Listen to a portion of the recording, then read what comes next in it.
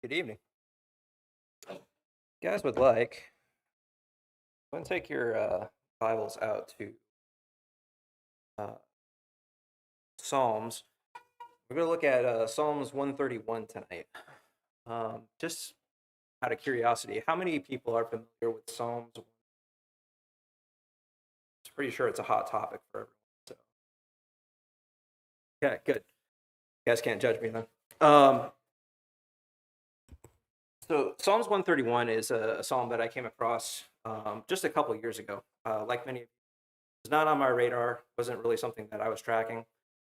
Um, and then I was listening to a podcast, um, and it was a podcast by Adam Young, who's kind of a Christian um, counselor type person, and he alluded to this psalm and particularly one of the verses in it, and it popped into my head that this was a really kind of amazing psalm, and so I kind of looked at it, and it's been one of my favorite psalms ever since. So I kind of just wanted to do maybe not like a deep dive into this psalm, but maybe like a deep dive tonight. See if we could find some things in here that would be helpful to y'all. Is that microphone too loud for everyone? Doing okay? Right. Um, so if we just look at Psalms 130 and we just get a very quick bird's eye view of the psalm, see it's really short, right? It's only 3 verses. Got a little header in front of it. If we look at that header, it says that it's a song of ascent. A song of ascent, if you're not familiar with it, was a kind of psalm that pilgrims traveling up to Jerusalem kind of sing to themselves to kind of help focus their minds in preparation for worship to God. Much like we do with the Lord's Supper, when we have thoughts and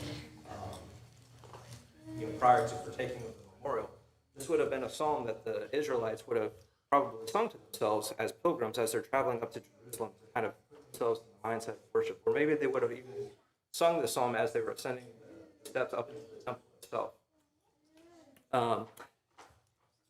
In the header of this psalm, we also see that it's written by David. And David is one of my favorite characters in the Old Testament, and he's well described and went through a lot of trials and tribulations during his life. And so, as we look at the psalm, we can kind of keep that in mind, that David is the writer of this psalm, and that might give us some insight into what he was trying to convey to us.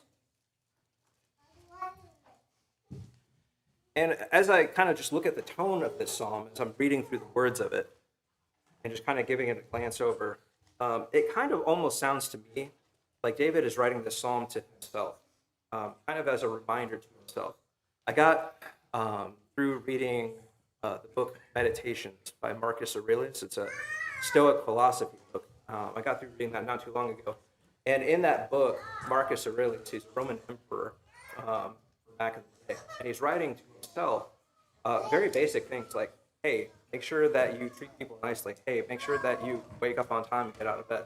They're kind of like reminders to himself about how he's supposed to live and how he's supposed to conduct himself in life. And I almost kind of get that impression from the psalm. David is kind of writing these words almost to himself. How should I live? How should I conduct myself? By extension, he's also either through himself or someone else who found this psalm and shared it with the rest of Israel, sharing those messages with the other Israelites around him, and of course, by extension, us today. So this psalm is really kind of describing an ideal state of how to live life, how to conduct yourself, how to be a child of God, to be a follower of God. So let's start looking into the psalm just a little bit further.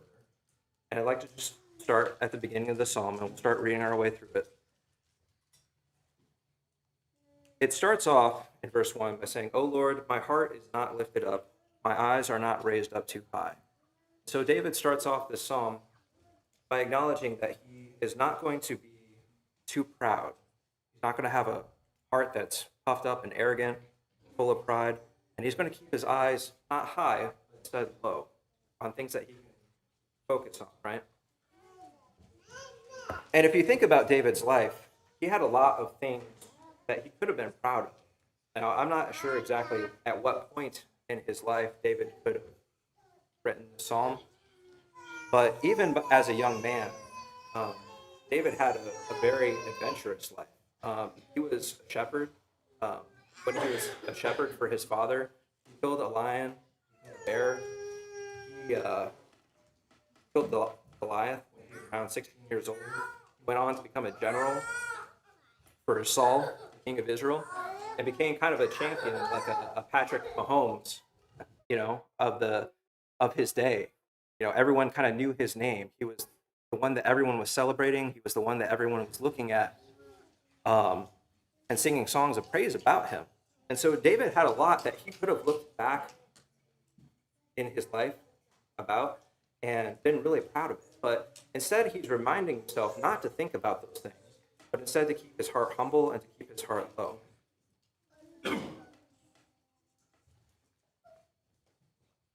He goes on to say, I do not occupy myself with things that are too great and too marvelous for me. Now, things that are too great and too marvelous, what is he trying to get at with those words?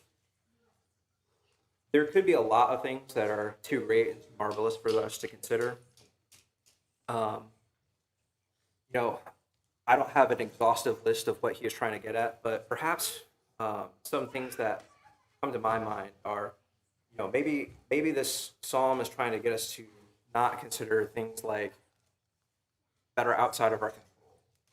Maybe this psalm is trying to allude to the fact that maybe we don't need to be worrying about who the political party in power is.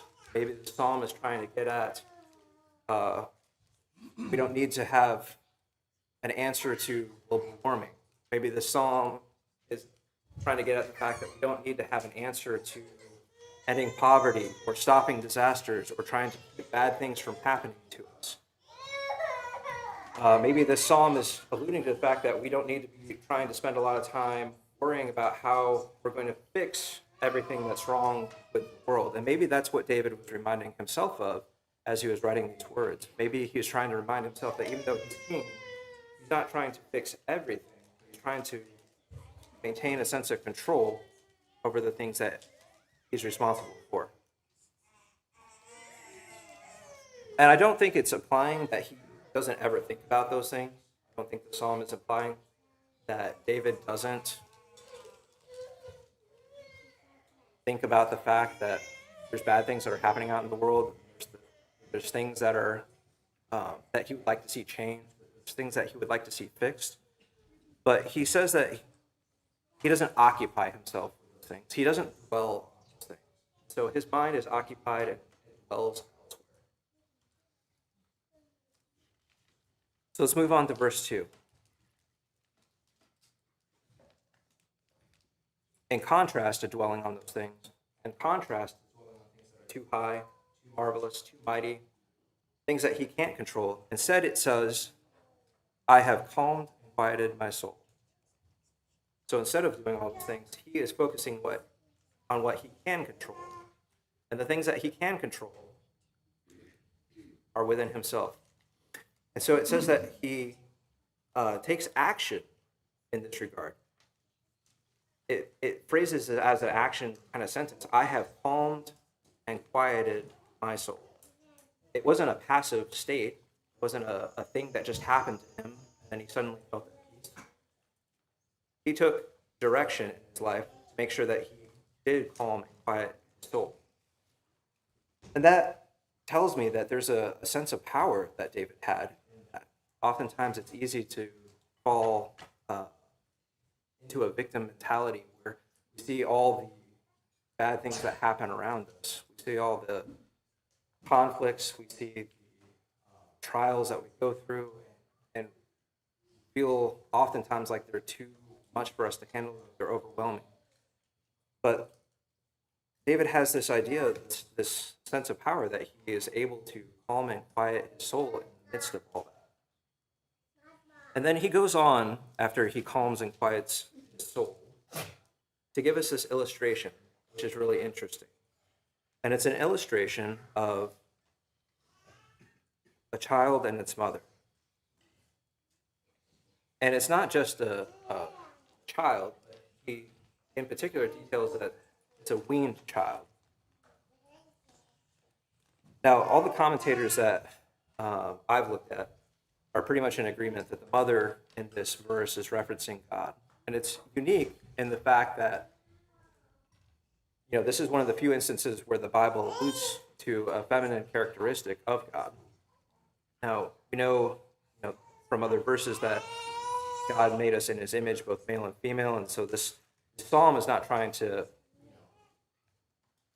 try to question gender or try to arrange, anything along that line. But, by and large, throughout the Bible, God refers to himself as a father, as a male characteristic. And so when he takes the time to kind of set himself out in a different light, when we see another aspect of God, this feminine aspect of God, I think it's something that's worth taking note of and paying attention to. I think that's kind of like God's way of putting a little stamp on here and saying this is important. And so, and this is, by the way, not the only verse where God uses feminine characteristics. For instance, we won't read it right now, but if you look at Isaiah 49:15, he uses a feminine characteristic as well there. But in this picture of a weaned child with its mother, I want you to just consider that picture for just a minute. And while David would have perhaps used that illustration,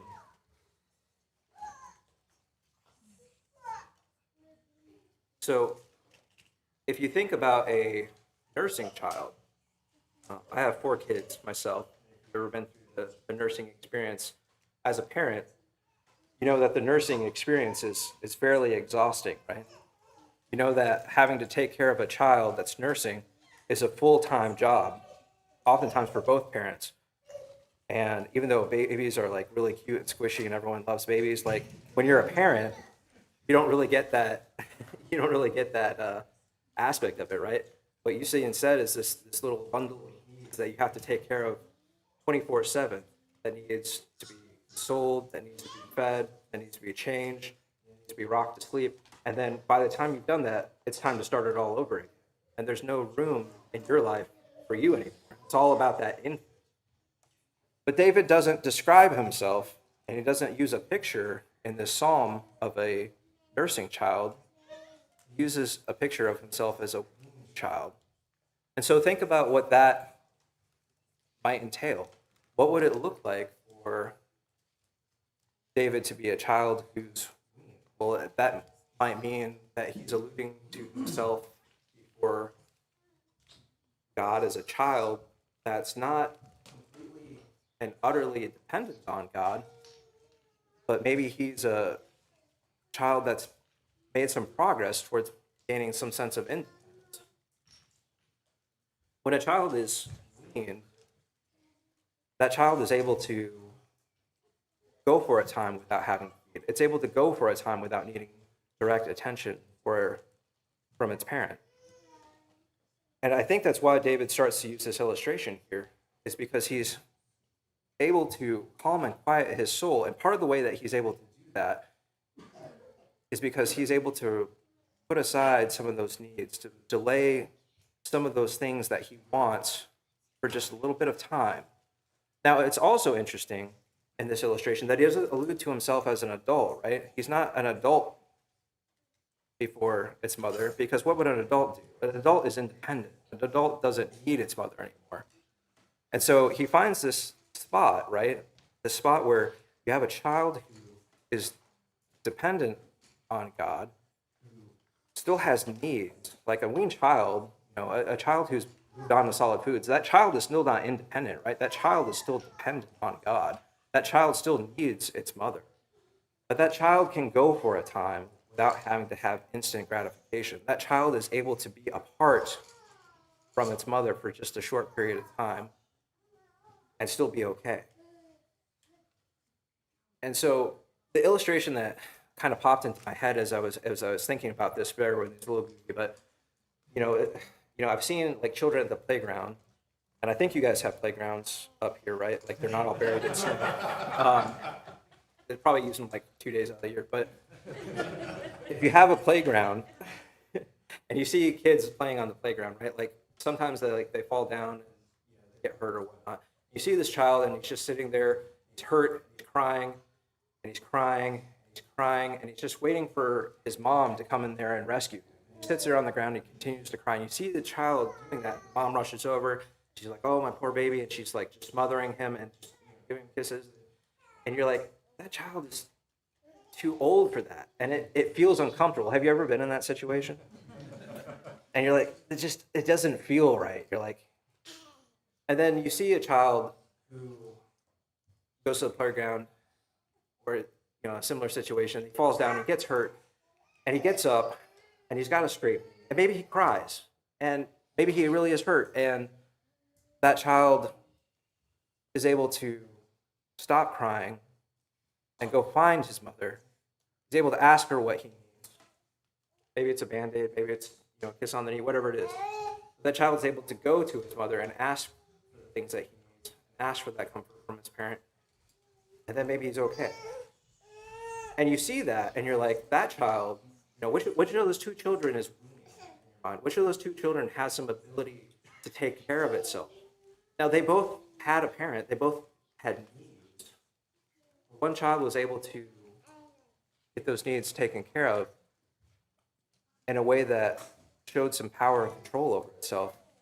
The other child was kind of helpless, right?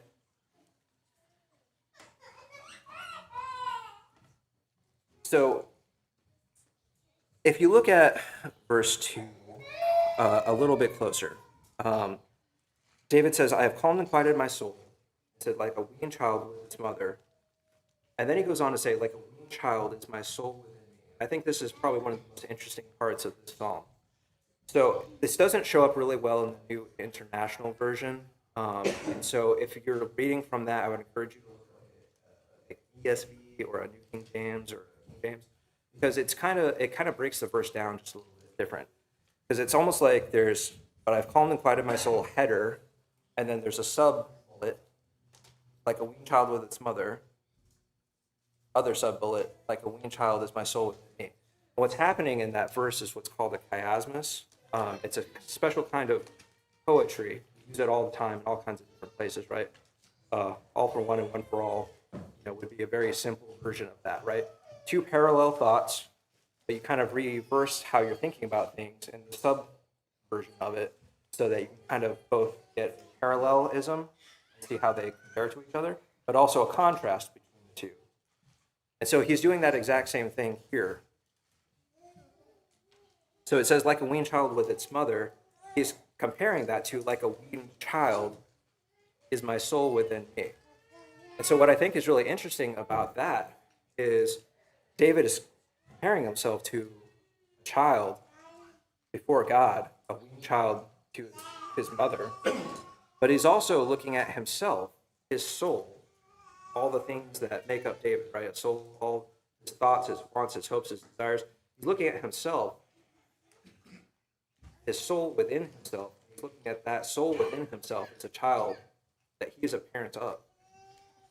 So he's contrasting the fact that he's a child before God, but he's also a parent to himself.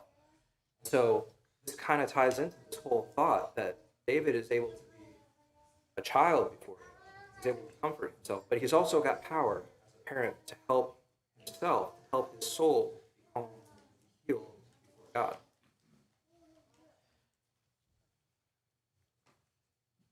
And so if David is able to be a weaned child, and he's able to wean his own soul, he's able to take care of that soul within himself, what would that look like? What would that look like to be able to look at your own soul and be able to calm your soul? What would that look like for you or me to be able to look at all my wants, my needs, my hopes, desires, and say, "Hey, soul, I know you want all these great, lofty things. I know, soul, you want to set your eyes on things that are too high and too marvelous and too great. I know, soul, that you want to be the greatest. I know, soul, that you want to have the best. I know that you want the best relationships. I know that you want the best amount of money and the best car, and I know you want all these great things, but soul, it's not the time for that. Soul, I need you to be calm and quiet. Soul, I need you to be still right now. What would it look like for us to be able to help our soul realize that there are good things in store for us, that we can get those good things eventually, but right now it's time to be peaceful. Right now it's time to have a little bit of control and to wait.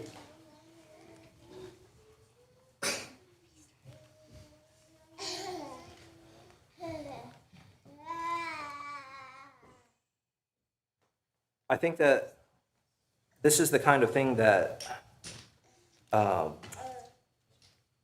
Jesus is getting at when he is talking to the disciples in Matthew 18.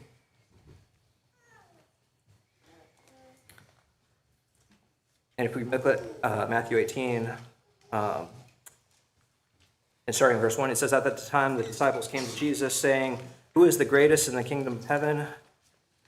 And calling to him a child, he put him in the midst of them and said, 'Truly I say to you, unless you turn and become like children, you will never enter the kingdom of God. Whoever humbles himself like this child is the greatest in the kingdom.'" So I think that David understands the same concept. He's explaining the same concept for the people of Israel.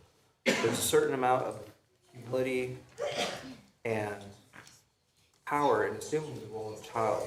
There's a certain amount of humility and power in being able to control ourselves and calm our desires and to be still and to be quiet before God.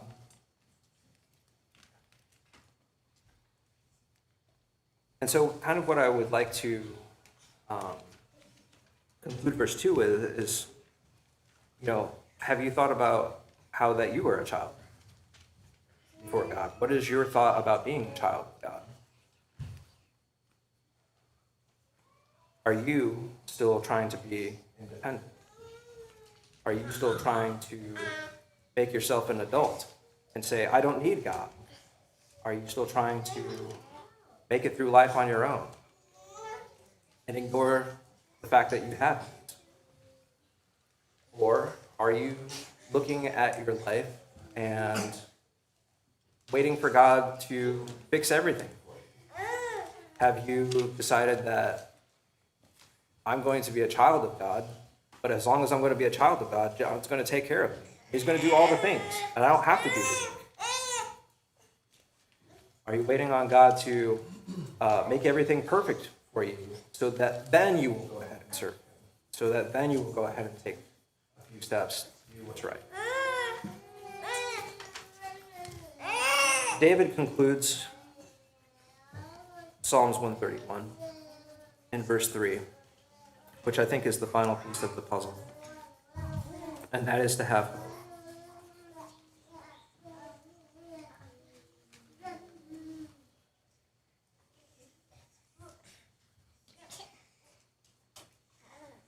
And he instructs Israel to have hope for this time forevermore.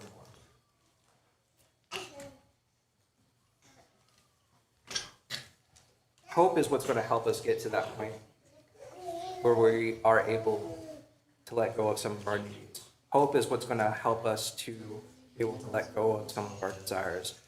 It's going to allow us to know that, yeah, I really want this thing. I really want to be all the things that I can be. But hope is going to let us know that we can get to those things eventually. Just like a child comes in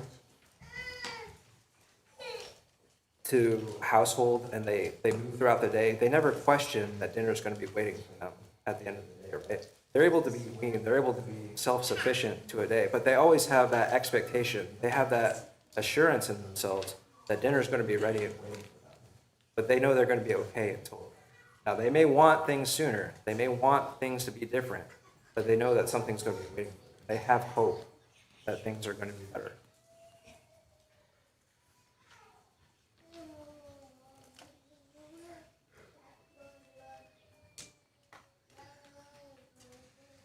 And so I think that's what David is trying to convey to us in this psalm, is that, yeah, there may be great things that are out there. There may be really amazing things that are out there. And yeah, the world is really messed up and we wish it could be different. But we know that God is going to take care of us. And in turn, we're able to take care of ourselves. And we're able to look at ourselves and say, hey, things are going to be okay. They're going to be okay because we have hope. We know that God is going to be there for us and he's going to take care of us. Just some thoughts I had regarding Psalms 131. It's been a very helpful psalm for me, and I hope that that gives you things to reflect about as well. I really appreciate your attention tonight, and hopefully that was useful.